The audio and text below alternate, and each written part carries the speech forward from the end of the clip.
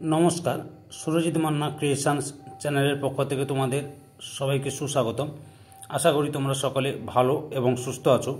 আমি তোমাদের জন্য এই ভিডিওটিতে তুলে ধরছি 2025 সালের ক্লাস 5-এর রায় ও মার্টিন প্রশ্ন বিচিত্রা থেকে থার্ড সামেটিভ ইভ্যালুয়েশন তথা ফাইনাল পরীক্ষার জন্য আমাদের পরিবেশ বিষয় থেকে এক সেট প্রশ্নপত্রের সম্পূর্ণ সমাধান করছি। তার আগে তোমাদের কাছে অনুরোধ, তোমরা ভিডিওটি না টেনে পুরোটা দেখো। ভিডিওটি কেমন লাগলো কমেন্ট করে জানিও, ভিডিওটিতে লাইক দাও এবং শেয়ার করো, এবং চ্যানেলে নতুন হলে চ্যানেলটিকে সাবস্ক্রাইব করে চ্যানেলের সঙ্গে যুক্ত হয়ে যাও, কারণ তোমরা আমার এই চ্যানেলের মাধ্যমে ক্লাস 5-এর রায় ও মার্টিন প্রশ্ন বিচিত্রা থেকে 2025 সালের থার্ড ইউনিট টেস্ট তথা ফাইনাল পরীক্ষার জন্য বাংলা ও আমাদের পরিবেশ এই দুটি বিষয়ের যতগুলো সেট রয়েছে সেই সেটগুলো সম্পূর্ণ সমাধান পাবে। আলোচনা শুরু করছি আমাদের পরিবেশ বিষয় থেকে 219 নম্বর পেজের 2 নম্বর মডেল স্কুল বাঁকুড়া খ্রিস্টান কলেজের স্কুল, এই স্কুলের প্রশ্নপত্রের সেটটি আলোচনা করছি। এর আগে আমি 1 নম্বর সেটটি আলোচনা করে দিয়েছি। তোমরা ওই ভিডিওটি দেখতে চাইলে আমার চ্যানেলের প্লে লিস্ট থেকে দেখে নাও, না হলে এই ভিডিও ডিসক্রিপশনে তার লিঙ্ক দেওয়া আছে, ওখানে ক্লিক করেও দেখে নিতে পারো। আলোচনা শুরু করছি। 1-এর দাগে সঠিক উত্তরটি বেছে নিয়ে লেখো। 1.1 লোকালয়ের মাঝে যেসব ছোট ছোট বন তৈরি হয় সেগুলিকে বলে। অপশান কয়ে সমাজভিত্তিক বন। 1.2 কয়লা খনির মধ্যে অক্সিজেন পাঠানো হয় কারণ। অপশান গয়ে খনির শ্রমিকদের শ্বাসকার্য চালানোর জন্য। 1.3 সূর্যের আলো দিয়ে তৈরি হয়। অপশান কয়ে বিদ্যুৎ। 1.4 ঝালং জলবিদ্যুৎ কেন্দ্রটি গড়ে উঠেছে। অপশান গয়ে জল ঢাকা নদীতে। 1.5 গরম লাভা বাইরে বেরিয়ে আসে। অপশান ক্ষয় আগ্নেয়গিরি থেকে। 1.6 নরম কাণ্ডের গাছ হলো। অপশান কয়ে কলা। 1.7 আজ সকাল 9টায় মুখ্য জোয়ার হলে কাল মুখ্য জোয়ার হতে পারে। অপশান ক্ষয়ে সকাল 9:52 2-এর দাগে শূন্যস্থান পূরণ করো। 2.1 ধোঁয়ার মধ্যে থাকা সবচেয়ে বিষাক্ত গ্যাসের নাম হলো ড্যাশ কার্বন মনোক্সাইড। 2.2 যিনি পরিষেবা গ্রহণ করেন তাকে ড্যাশ বলে উপভোক্তা। 2.3 জেলের শিশিতে ড্যাশ ছাপ থাকে FPO। 2.4 যেখানে বেশি ড্যাশ হয় সেখানকার মানুষ কাঠের বাড়িতে থাকে ভূমিকম্প। 2.5 পশ্চিমবঙ্গের প্রধান খনিজ সম্পদ হল ড্যাশ কয়লা।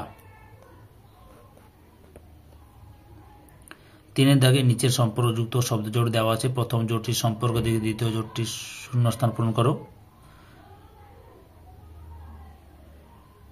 3.1 কাগজ চীন, তালপাতার মধ্যে ড্যাশ ভারত হবে।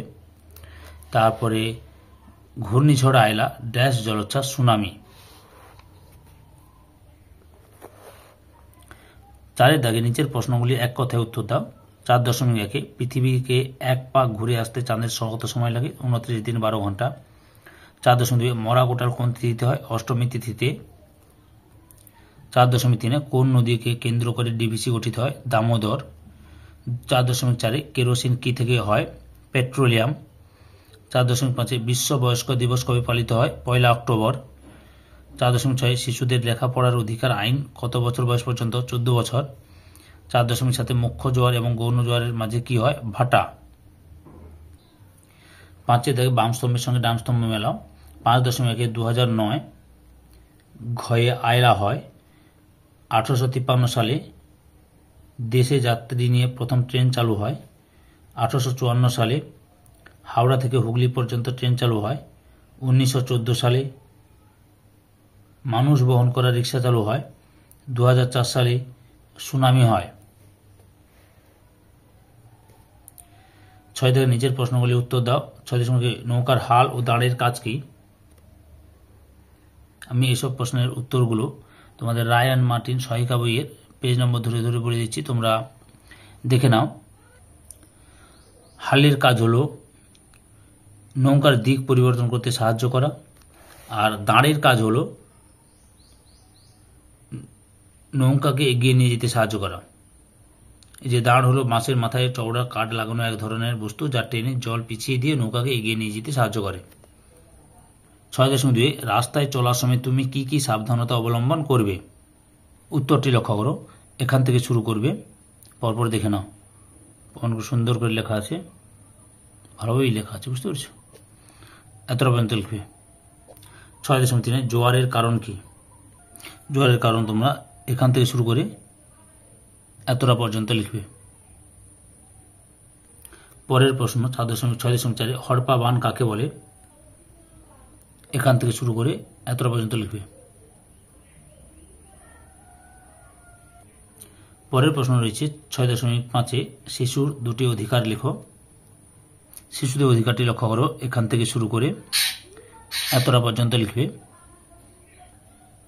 6.6 টারবাইন কি? উত্তরটি লক্ষ্য করো। টারবাইন হলো একটি যান্ত্রিক যন্ত্র যা তরল প্রবাহ যেমন জল, বাষ্প বা গ্যাস থেকে শক্তি থেকে ব্যবহার করে এবং এটিকে দরকারি কাজে রূপান্তরিত করে। সাধারণত ঘূর্ণনশীল যান্ত্রিক শক্তি। এটি ব্লেড বা রটার থাকে যা চলমান তরলের সংশ্লেষে ঘোরে। সাথে থাকে নিম্নলিখিত প্রশ্নগুলি উত্তর দাও, যে কোনো 4টি। 7.1 আবহাওয়া কাকে বলে? উত্তরটি লক্ষ্য করো, আবহাওয়া কাকে বলে এখান থেকে শুরু করে এতটা পর্যন্ত লিখবে। পরের প্রশ্ন, আবহাওয়ার পূর্বাভাস কোন কোন মাধ্যম থেকে পাওয়া যায়? উত্তরটি দেখো, আবহাওয়ার পূর্বাভাস টেলিভিশন, খবরের কাগজ, রেডিও, ইন্টারনেট প্রভৃতি থেকে জানা যায়। পরের প্রশ্ন 7.2 জলচক্র কাকে বলে? চিত্রের সাহায্যে দেখাও। উত্তরটি লক্ষ্য করো, এখান থেকে এতটা পর্যন্ত লিখবে, সঙ্গে এই ছবিটা দেবে। পরের প্রশ্ন, সূর্যগ্রহণ কিভাবে হয়? উত্তরটি তোমরা এখান থেকে শুরু করে পরপর লিখে নেবে, দেখে নাও, এতটা পর্যন্ত লিখবে। পরের প্রশ্ন, সূর্যগ্রহণ কয় প্রকার ও কয় প্রকারের হয়? উত্তরটি লক্ষ্য করো, সূর্যগ্রহণ 3 ধরনের হয়। কি কি? পূর্ণগ্রাস সূর্যগ্রহণ, খণ্ডগ্রাস সূর্যগ্রহণ, বলয়গ্রাস সূর্যগ্রহণ। 7.4 চন্দ্রগ্রহণ কোন তিথিতে হয়? পূর্ণিমা তিথিতে। চন্দ্রগ্রহণের ছবি আঁকো। লক্ষ্য করো, চন্দ্রগ্রহণের ছবি, এই ছবিটা আঁকবে, বুঝতে পেরেছ? এই ছবিটা আঁকবে। পরের প্রশ্ন, অ্যাসিড বৃষ্টি কিভাবে হয়? এর ফলে কি হয়? লক্ষ্য করো, অ্যাসিড বৃষ্টি কিভাবে হয়, এখান থেকে শুরু করে এতটা পর্যন্ত লিখবে। আর অ্যাসিড বৃষ্টির ফলাফল লেখো, এই এখান থেকে এতটা পর্যন্ত লিখবে, অ্যাসিড বৃষ্টির ফলাফল, বুঝতে পেরেছ? এই ভিডিওর লাস্ট প্রশ্ন 7.6 কয়লা খনি অঞ্চলে ধসের সমস্যার মোকাবিলা করা যায় কিভাবে? উত্তরটি লক্ষ্য করো, এখান থেকে শুরু করে এতটা পর্যন্ত লিখবে। সম্পূর্ণ ভিডিওটি দেখে আমার চ্যানেলে পাশে থাকার জন্য তোমাদের সবাইকে অসংখ্য অসংখ্য ধন্যবাদ। আজকে এই পর্যন্ত। পরবর্তী ভিডিওতে আবার দেখা হবে। Tata, bye bye.